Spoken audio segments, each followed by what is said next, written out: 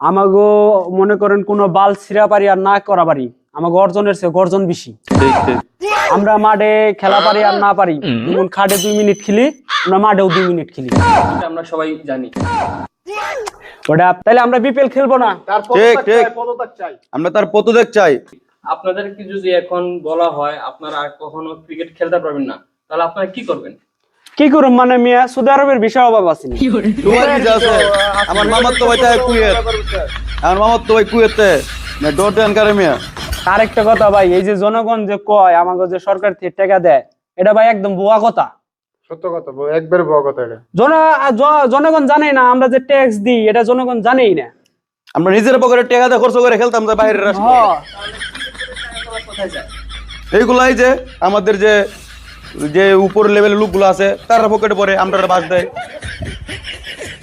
এ কথা কিন্তু টনটন দাসের ভাইয়ের কথা ঠিক আছে, কথা ঠিক আছে। আমরা কি মিয়া উইরা জুইরা বুঝছি নাকি মিয়া? আমরা চুল দিয়ে খেলতে খেলতে খেলতে খেলতে বড় হইছি, মানে আমাদের কোনো দাম নাই। আমাদের রাস্তা তৈরি করে নেবো গভীর, আমরা এতদিন খেলে যা কামাই তা দিয়ে আমরা যে ছেলে মেয়ে আরামসে চলে যাবো গা, কোনো টেনশন নাই। আমি ভাই সৌদি আরব যাম।